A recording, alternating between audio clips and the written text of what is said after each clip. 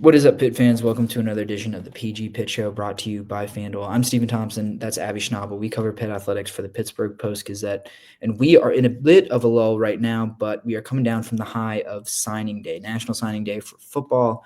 A little bit of a muted affair these days with the transfer portal and everything like that. Everyone's looking forward to the January portal opening, but for a school like Pitt, signing day is still a huge day. You think about all the freshmen who contributed to the 2025 team, but I mean, a vast majority of the guys that you saw take the fields throughout this season were homegrown players, guys who came to Pitt out of high school.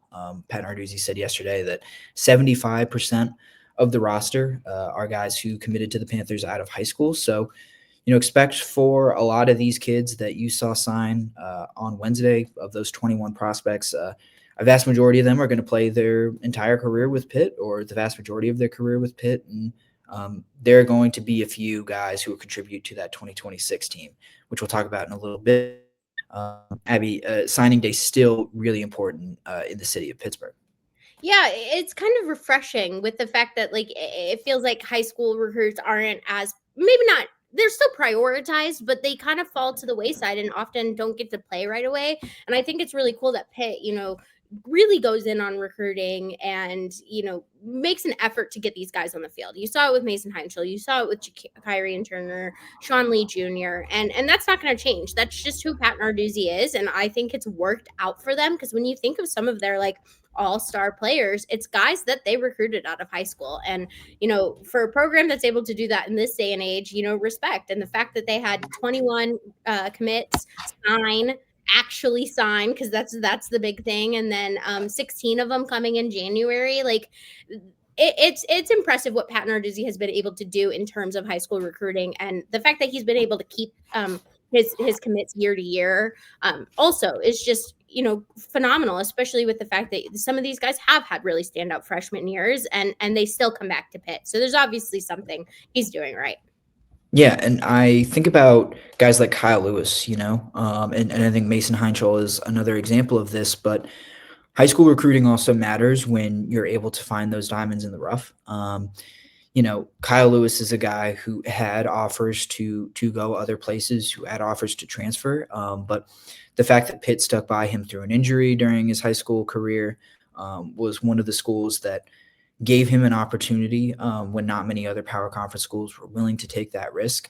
That really mattered to him, and that's one of the reasons why, even after an All-American season, that he was willing to stick around and try to make the most of his 2025 season. So high school recruiting absolutely matters, not just as far as finding those diamonds in the rough, but if you're able to build those relationships early, clearly they pay off when you do face tough decisions or tough choices like the transfer portal presents to you. But Abby, let's dive into the recruiting class a little bit more closely. What were some of your bigger takeaways from the class that was signed, and signing day as a whole for Pitt?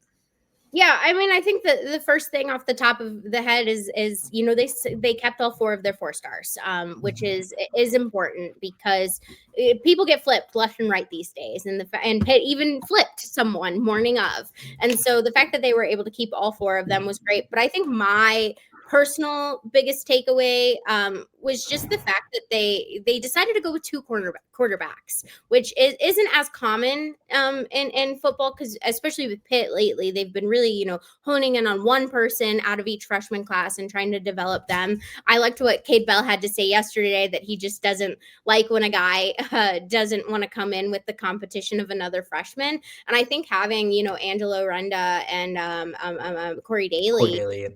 Yeah, I think they're both dual threat players. They fit this offense pretty well, and having that competition immediately, it should be beneficial for them, and it also should be really beneficial for Mason Heintschel too, assuming he comes back, because that's those are guys that are just a year younger than him. He knows what it's like, and that keeps him on his toes, and it just makes the quarterback unit as a whole stronger. And so that was probably my top takeaway, but there are definitely a lot of others. Yep, definitely. But I think the two quarterbacks is really the most notable thing that I saw from this class as well.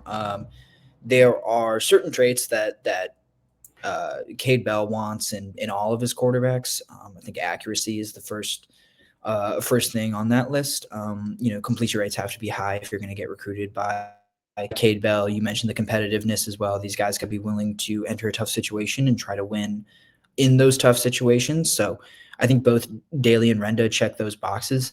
But they do have some different skill sets. Like Dailey, a little bit of a late bloomer, but at 6'6", he is not quite, I think, the doesn't have the same mobility as Renda. He's a little bit more of a pocket passer, throws from some interesting arm angles and all that. Whereas Renda is like moving around in the pocket, a ton and kind of creating plays with his feet. But yeah, I think two really productive guys who played at two really strong Texas high school programs. So I think as far as the level of competition that they faced in high school, like it's a really high level, and you can have faith that even with how much they had the ball in their hands and even the gaudy stats they put up, they weren't just kind of lighting up some scrubs. They were playing among the best competition that you can get in high school football, and they were winning. And kind of in that same vein, I think it's notable that not only did both of their quarterback commits come from Texas, but they had a handful of other guys in this class come from Texas, which is a little bit of a new recruiting ground. Another one of those 4 stars is offensive tackle Nick Howard from Pearland.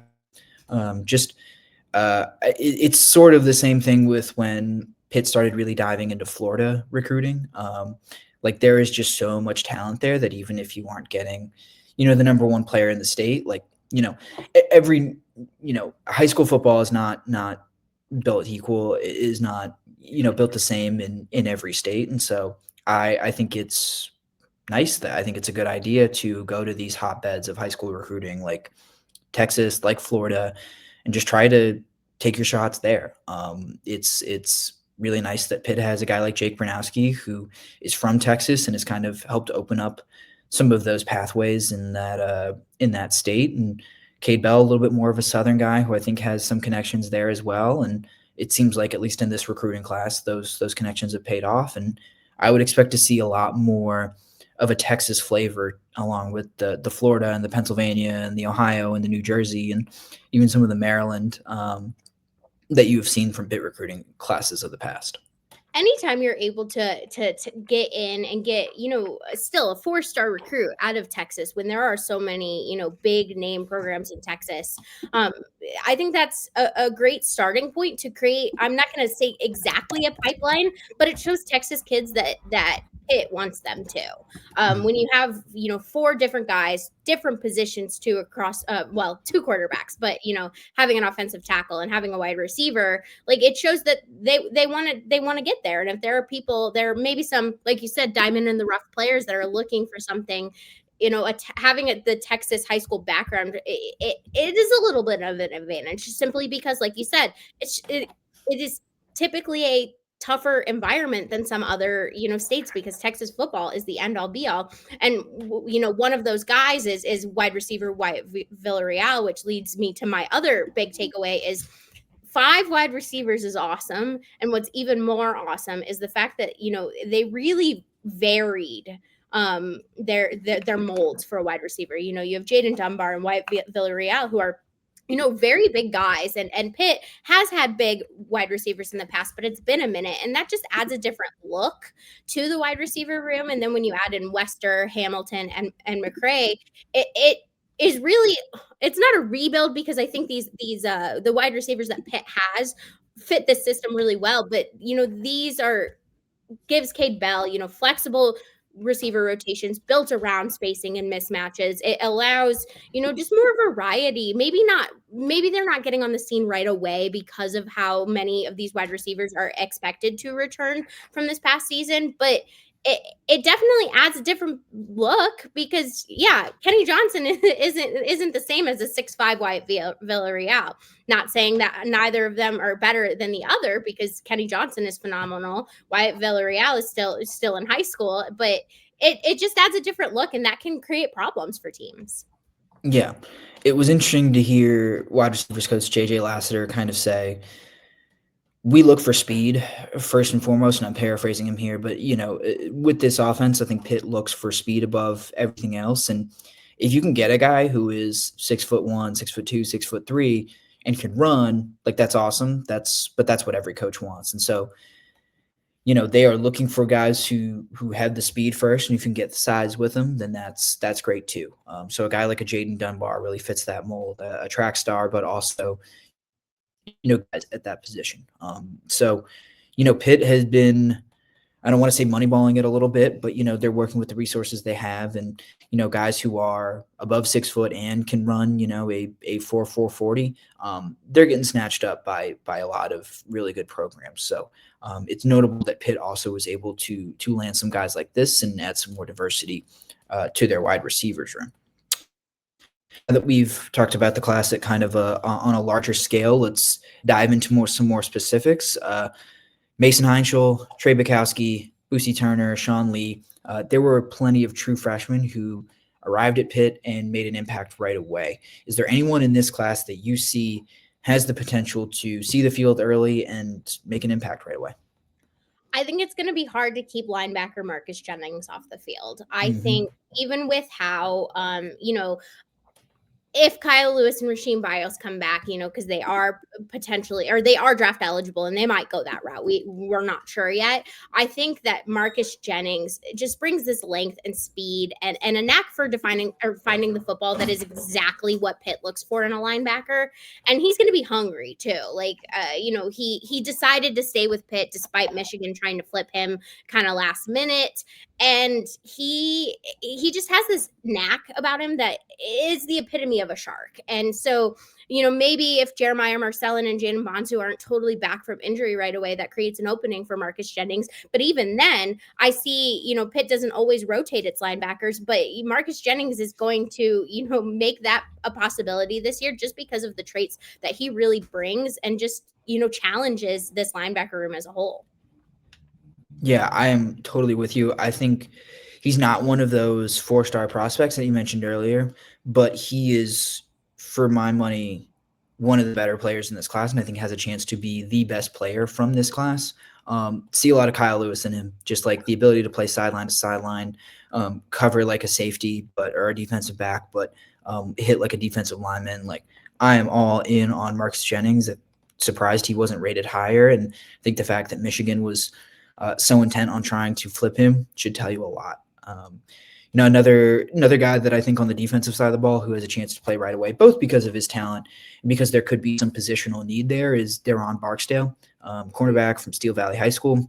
Steel Valley's been really good to Pitt in the past. Alma mater, Cruz Brookins.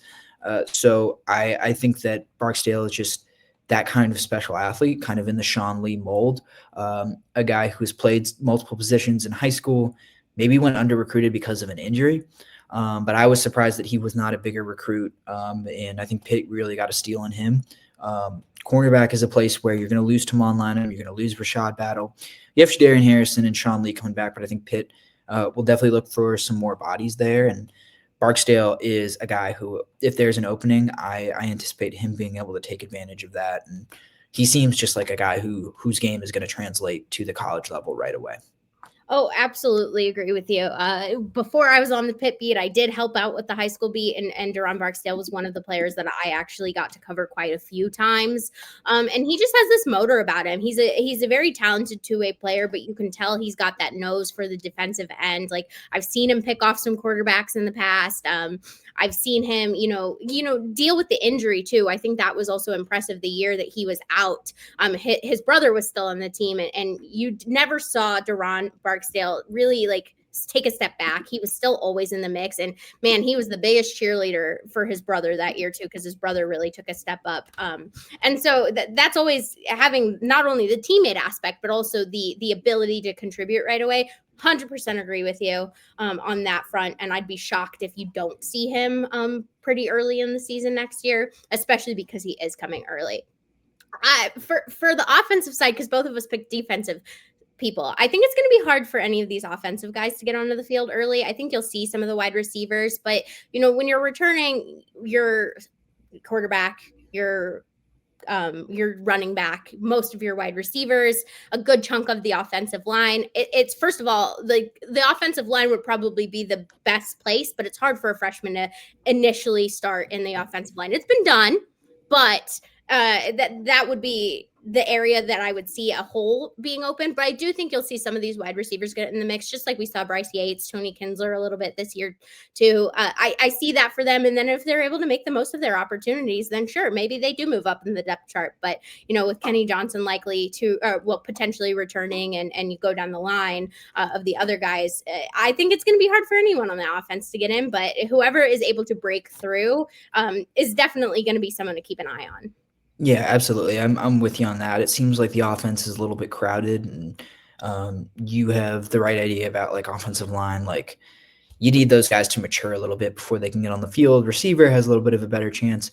The one that I could see maybe getting a few snaps is, and mostly because of his size, I think he's a little bit bigger, around 200 pounds, is Damon Ferguson. David Ferguson, who, according to 24/7 Sports, was the highest rated player in the class, 4-star running back out of Maryland. Could see him maybe getting in the mix here or there if there are a couple injuries, and because of his size, maybe he could go line for Pitt next season. But yeah, I think offense is going to be tough for anyone to break through in that sense. The other one I would throw out is maybe Reston Lehman, defensive end out of Peters Township, really athletic, versatile guy.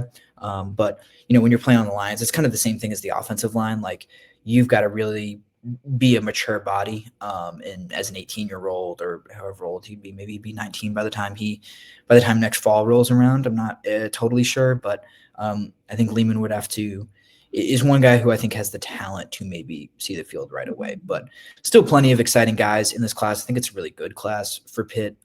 Rated, I think, about 40th nationally by 24/7 Sports. But we've seen this before where Pitt is able to pull a bunch of threes and some diamonds and get guys who can contribute right away. And we saw that most plainly last year. A little bit of a quiet weekend for not too quiet. I mean, a lot of Pitt volleyball going on. They're starting their NCAA tournament run on Friday. So Abby is going to be bringing you guys tons of great coverage from there on this channel, on post-gazette.com. If you want to follow her written work, but also make sure you're liking this channel or like this video, subscribe to the channel PG Pitt on YouTube. And then another basketball game, Pitt trying to bounce back from a loss to Texas A&M. Host Hofstra on Sunday afternoon. Panthers, maybe looking a little bit more encouraging after that Ohio State win. I thought, they played just fine against Texas A&M, but still, according to our friends at FanDuel, they are in the bottom tier of ACC contenders. Odds to win the ACC at plus 20,000. So maybe a good value pick if you think you have seen some encouraging things from the Panthers against Ohio State and Texas A&M. They still got a few tune-ups before and some in-state rivalry games against Penn State and Villanova coming up before they start ACC play. All that and more coming on this channel and on post-gazette.com. So make sure you are following along, and thank you for joining us. We'll see you next time.